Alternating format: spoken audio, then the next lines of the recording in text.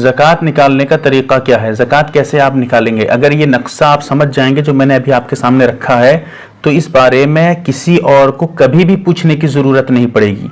बिल्कुल साफ तौर पे मैं आपको बता रहा हूँ, ये मसला जब समझ जाएंगे तो ज़कात का मसला आपके लिए खेल बन जाएगा, बहुत आसान हो जाएगा, परेशानी की कोई ज़रूरत नहीं पड़ेगी।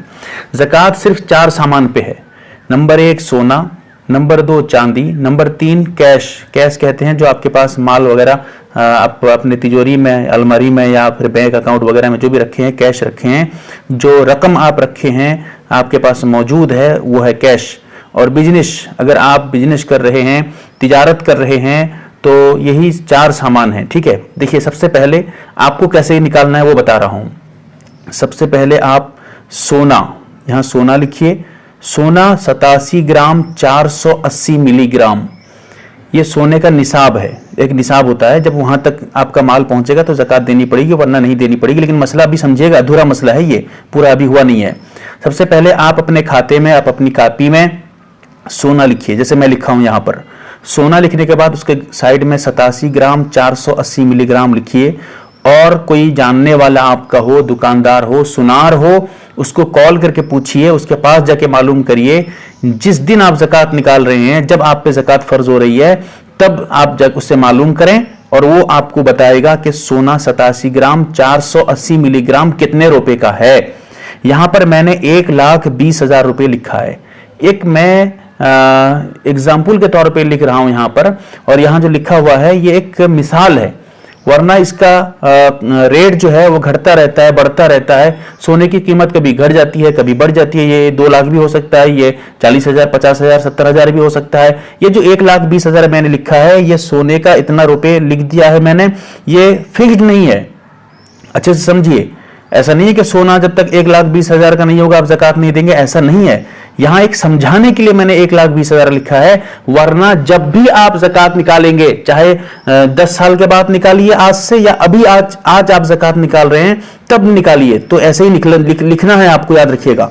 सोना लिखकर सोने की कीमत कितनी होगी, 87 ग्राम 480 मिलीग्राम, सुनार से मालूम करके यहां उसकी जो है कीमत लिखिए। चांदी 612 ग्राम 360 मिलीग्राम कितने रुपए का है उसको लिखिए। यहां पर मैंने एक अंदाजे से 40,000 लिख दिया है।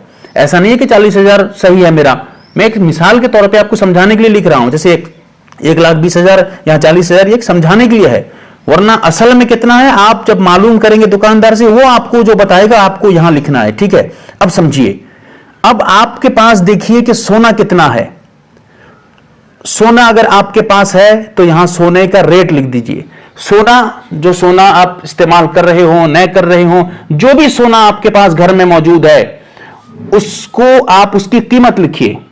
कितने रुपए का सोना है उसको लिखिए। अगर सोना आपके पास है, जैसे मैं यहां लिख रहा हूं 50,000, हो सकता है किसी के पास 1 लाख का सोना हो। सोना किस कीमत में खरीदे थे वो नहीं लिखना है। अगर जो सोना आपके पास है उसको बेचेंगे और कितने रुपए में वो बिकेगा। सोना मिसाल के तौर पे आपके पास 1 किलो है, जाके आप मालूम करते हैं कि भाई सोना 1 किलो कितने रुपए का है, वो बताएगा कि 50 लाख रुपए का है। आप 50 लाख यहां लिख दीजिए। जो भी है सोना आपके पास जो है, अगर उस सोने को आप बेचेंगे, फरोख्त करेंगे, तो कितने रुपए का सोना होगा उसको लिखना है। यहां पर मैंने मिसाल के तौर पे आपको समझाने के लिए 50,000 लिख दिया है। फिर उसके बाद चांदी देखिए, घर में चांदी कितनी है। अगर सोना कुछ नहीं है तो यहां 0 लिख दीजिए। अगर चांदी है तो चांदी समझिए मैं यहां 20,000 लिखा हुआ हूं। अगर किसी के पास चांदी नहीं है तो यहां 0 लिख दे। इसी तरह कैश, अगर उसके पास बैंक अकाउंट में या उसके घर में पैसे वगैरह सब रखे हुए हैं, जो भी पैसे हैं सबको हिसाब करके बताएगा कि कितने रुपए हैं। मिसाल के तौर पे यहां पर 30,000 रुपए मैंने लिखा है। आपके पास जितने रुपए होंगे आप यहां लिखिएगा। जैसे सोना आपके पास जितना है, यहां पर मैंने एक समझाने के लिए 50,000 लिखा है। आपके पास सोना है 2 लाख रुपए का, यहां 2 लाख लिखिए। यहां पर चांदी आपके पास 1 लाख रुपए हो तो यहां 1 लाख लिखिए। यहां पर अगर आपके पास कैश में मौजूद है मिसाल के तौर पे 2 लाख रुपए, तो 2 लाख लिख दीजिए। जो भी है आपके पास, ठीक है, मैं समझाने के लिए यहां लिख रहा हूं, वरना आप अपने हिसाब से लिखिएगा। फिर उसके बाद बिजनेस, आप अगर तिजारत कर रहे हैं तो बिजनेस कितने रुपए का कर रहे हैं। जो सामान आपकी दुकान में, देखिए यहां समझ लीजिए, बड़ा बारीक मसला है। ठीक है, जो सामान आप बेचने के लिए लाए हैं, बेच रहे हैं, उसकी कीमत लिखना है। जिस सामान को आप बेच नहीं रहे हैं बल्कि उसको जरिया बना के पैसा कमा रहे हैं। जैसे मिसाल के तौर पे एक ऑटो है, कोई आदमी ऑटो खरीद के लेकर आ गया और ऑटो को किराए के तौर पे इस्तेमाल करता है, यहां से वहां लोगों को लेकर छोड़ता है और पैसे कमाता है। तो उस ऑटो की ज़कात नहीं निकालनी है, क्योंकि ऑटो को बेच थोड़ी रहा है, ऑटो को बेचना नहीं है, इसीलिए उसकी तिजारत नहीं है, बिजनेस, उसका ऑटो का बिजनेस नहीं है, लिहाजा उसका पैसा नहीं है। हाँ, उससे जो कैश के तौर पे पैसे आएंगे, उसके पास रहेंगे, खर्च नहीं हुए होंगे, तो उसको लिखना है। एक बारीक मसला और समझ लीजिए, ठीक है। पूरे साल में आप जितने रुपए कमाते हैं उसको नहीं लिखना है, जो अभी आपके पास मौजूद है उसको लिखना है। मिसाल के तौर पे आप एक जगह नौकरी करते हैं, वहां पर आपकी जो आपका तनख्वाह है वो 10,000 रुपए, और 12 महीने में कितना हो गया, 1,20,000 रुपए। तो क्या आप यहां पर कैश की जगह में 1,20,000 रुपए कमाए इसलिए यहां लिख देंगे? नहीं लिखेंगे, गलत होगा। समझिएगा मसला। यहां आपको लिखना है कि आपके पास कितना अभी बाकी है, जो खर्च हो गए हैं, खत्म हो गए, खत्म, उसको लिखना ही नहीं है। समझ लीजिए मसला, बारीक मसला है। बहुत गलत सलत लिखते रहते हैं लोग इधर उधर, ज़कात के नाम में कुछ भी लिख देते हैं, ज़कात निकालने का तरीका मालूम नहीं होता है, इसको उसको पूछते रहते हैं, और कोई भी कुछ भी बताता रहता है। इसलिए मसला समझिएगा और अपने रिश्तेदारों के पास भेजिएगा ताकि वो सही से ज़कात निकाल सकें। वरना ज़कात के नाम में पता चला कि लाखों लाख रुपए ज़कात के नाम में देते हैं और मालूम हुआ कि ज़कात का तरीका मालूम नहीं था, और इस हिसाब से 1 साल 2 साल ज़कात देते हैं बड़ी मुश्किल से, उसके बाद ज़कात से महरूम रह जाते हैं, देते नहीं है। बहरहाल समझिए, बिजनेस, जैसे मैं मिसाल दे रहा था, ये ऑटो लेकर आए हैं खरीद के, वो बिजनेस नहीं है, लिहाजा ऑटो की ज़कात नहीं देंगे।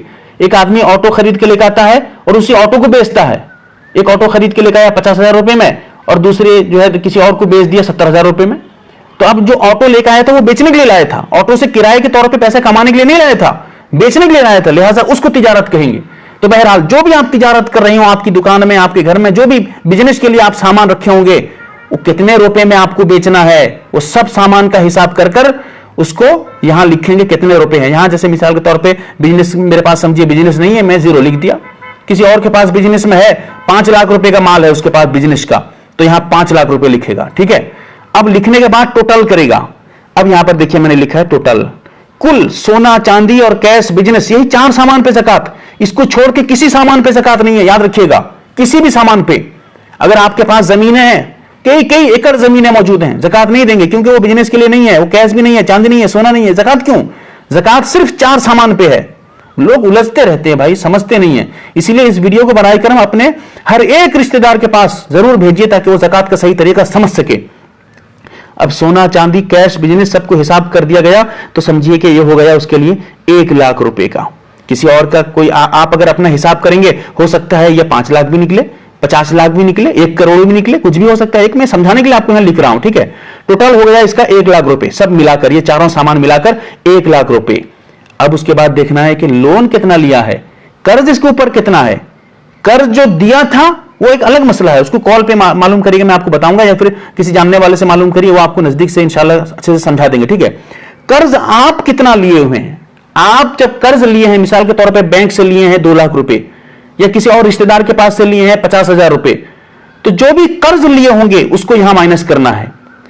टोटल माल आपका हुआ 1 लाख रुपए का, ठीक है। अब आप मालूम हुआ कि आप कर्ज लिए हुए हैं, भाई से 10,000, बहन से 20,000, जो है मामू से कुछ 10,000, इस तरह करते करते 50,000 रुपए आपके ऊपर कर्ज है। आप देने वाले हैं, आप कर्ज के तौर पे लिए हैं और कर्ज आपको सूझना है, कर्ज अदा करना है, आप मकरूज हैं। तो ऐसी सूरत में जितना रुपए आप कर्ज लिए होंगे उसको माइनस करेंगे। 1 लाख था, 50,000 रुपए मैंने कर्ज लिया है, लिहाजा 50,000 माइनस कर दिया और बचा 50,000 रुपए, ठीक है। अब 50,000 रुपए और बचा है मेरे पास। टोटल हुआ था 1 लाख रुपए, 1 लाख रुपए की ज़कात नहीं निकालेंगे, ज़कात अब जो निकालेंगे 50,000 रुपए की ज़कात निकालेंगे। समझ जाइए अच्छे से मसले को। ये जो 50,000 रुपए की ज़कात निकालेंगे उसका तरीका क्या है वो समझिए।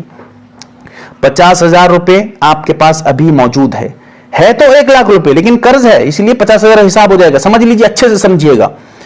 देखिए इसमें एक चीज और समझिए, कर्ज में अगर आप लिए हुए हैं 5 साल के लिए कर्ज, और हर साल आपको एक लाख रुपए करके सूझना है, 5 लाख रुपए कर्ज लिए हैं, तो 1 साल का जितना कर्ज होगा, लोन 1 साल में जितना आपको सूझना है उतने ही माइनस करना है। ऐसा नहीं है कि पूरे 5 साल का कर्ज आप माइनस कर देंगे, इसको भी समझिएगा। 1 साल का जितना, 1 साल में आप जितना कर्ज सूझेंगे, लोन जितना आप सूझेंगे, उतने रुपए आप लिखेंगे, ठीक है। बहरहाल इसमें और बहुत से मसाइल हैं, सब छोड़ रहा हूं, लेकिन मुख्तसर है, आप समझ लीजिएगा तो यही आपके लिए बहुत हो जाएगा, ठीक है। अब टोटल आपके पास 50,000 रुपए बचा है कर्ज वगैरह माइनस करने के बाद। अब ऊपर आ जाइए, यहां अब खेल है। सोने का निसाब 1,20,000 था, अब किसी आदमी के पास सिर्फ सोना हो, चांदी भी नहीं, कैश भी नहीं, बिजनेस भी नहीं, सिर्फ सोना, जब तक वो सोना 1,20,000 रुपए यानी 87 ग्राम 480 मिलीग्राम तक नहीं पहुंचेगा, अगर इतना सोना नहीं है, इससे कम का सोना है, इससे कम रुपए का सोना है, ये तो 1,20,000 में समझाने के लिए लिखा हूं, वरना हर मर्तबा जब भी ज़कात निकालेंगे पहले कीमत मालूम करेंगे दुकान से, उसके बाद ज़कात निकालेंगे। ऐसा नहीं है कि मैं यहां पर आपको वीडियो में बता दिया 1,20,000 तो आप 1,20,000 करके बैठ जाएंगे पकड़ के उसी को, ऐसा नहीं है। यहां तो मैं समझाने के लिए 1,20,000 लिखा हूं, वरना आप दुकान से 87 ग्राम 480 मिलीग्राम सोने की कीमत मालूम करिए फिर यहां लिखिए। और ये ऐसा नहीं है कि 1 साल हो गया तो दूसरे साल भी यही कीमत होगी, हो सकता है 2 साल के बाद 1 साल के बाद इसकी कीमत घट जाए बढ़ जाए, कुछ भी हो सकता है ये, ठीक है।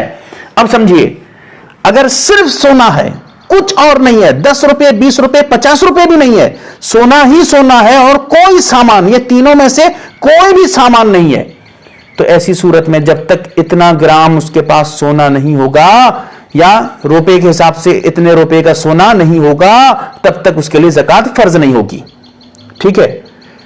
अगर सोने के साथ कोई और सामान मिल गया, एक भी सामान, सोने के साथ चांदी मिल गई, सोने के साथ रुपये मिल गया, सोने के साथ बिजनेस का पैसा मिल गया, कोई भी एक मिल गया सोने के साथ, अब सोने का निसाब नहीं देखेंगे, अब चांदी के निसाब को आ जाएंगे। या सोना बिल्कुल है ही नहीं, चांदी है, कैश है, बिजनेस है, तो ये सब का निसाब होगा चांदी का, सोने का निसाब अलग होगा। अगर सिर्फ सोना हो, याद रखिए, अच्छे से समझिए, दिमाग खोल के समझिए, सिर्फ सोना हो, ऐसा नहीं है कि सोने का निसाब अलग देखेंगे, चांदी भी है तो उसका भी निसाब अलग देखेंगे, नहीं, सिर्फ सोना हो, कोई सामान नहीं है उसके पास, सिर्फ सोना, तब जाके सोने का निसाब देखेंगे। अगर सोने के साथ कोई और सामान भी है तो अब सोने का नहीं देखेंगे, अब चांदी का देखेंगे, चांदी। अब चांदी देखेंगे कि 612 ग्राम 360 मिलीग्राम कितने रुपए का है, मिसाल के तौर पे 40,000 रुपए, मिसाल है, ये भी याद रखिए, 40,000 रुपए मैं बता रहा हूं, हो सकता है 50,000 भी हो सकता है 60,000 भी हो, 45,000 भी हो, 30,000 भी हो, कुछ भी हो सकता है, ये तो मैं समझाने के लिए 40,000 बता रहा हूं आपको। अब समझिए, 40,000 रुपए जो यहां हुआ है चांदी का निसाब, अब अगर ये टोटल पैसा उसका 40,000 रुपए के बराबर हो गया तो ज़कात फर्ज है, इससे कम होगा तो ज़कात फर्ज नहीं होगी। अब देखिए, हम लोग जो निकाले थे टोटल यहां कितना निकला था, 50,000 रुपए। अब हमारे पास सोना भी था, चांदी भी है, कैश भी है, लिहाजा आप निसाब किसका देखेंगे, सोने का नहीं देखेंगे। सोने का, सोना तो 50,000 है, यहां तो 1,20,000 है, तो अब क्या सोने की ज़कात नहीं देंगे? देंगे भाई, क्यों देंगे, इसलिए कि सिर्फ सोना नहीं है, सोने के साथ दूसरा भी सब मिला हुआ है, चांदी भी है, पैसा भी है, तो ऐसी सूरत में क्या करेंगे, सोने के साथ साथ सबको मिलाकर अब चांदी का निसाब देखेंगे। चांदी का निसाब है 40,000 और हमारे पास है 50,000, लिहाजा हम पर ज़कात फर्ज है और हम 40,000 रुपए जो है निसाब को पहुंच जाता है, ये 40,000 से ज्यादा है, अब ज़कात हमारे ऊपर फर्ज हो गई तो हमको ज़कात देना पड़ेगा। अगर इससे कम का होगा तो ज़कात नहीं देंगे, ठीक है, समझिएगा। अब ज़कात कितना निकालेंगे, जितना रुपए हुआ है उसमें 40 रुपए भाग दे देंगे, हर देंगे। आप जाके कैलकुलेटर में देखिएगा या फिर जो है मोबाइल में देखिएगा, एक ऐसा निशान होता है, जैसे यह निशान लगाया हूं मैं, देखिए ये एक निशान है, टोटल रुपए जितना है आप उसको लिखेंगे, ये निशान लगाएंगे, जैसे प्लस होता है माइनस होता है, वैसे ही एक भाग होता है, भाग, हरण चिन्ह। तो अब इसको जो है 40 में हर देंगे, 40 में जब भाग देंगे तो इससे निकलेगा कितना, जितना भी निकलेगा, यहां जैसे 50,000 का ज़कात, 50,000 की ज़कात अगर 40 में हरते हैं तो निकलता है 1,250 रुपए, लिहाजा 1,250 रुपए ज़कात में निकालना मेरे लिए फर्ज हो गया। यह ज़कात का तरीका है, बहुत आसान है, आप अच्छे से समझ लीजिएगा, अल्लाह ताला समझने की तौफीक दे। न समझ पाए उलमा से रुजू करें, न समझ पाए, देखिए एक चीज और समझिए, न समझ पाए तो वीडियो बार बार देखिए, आप जरूर समझ जाएंगे।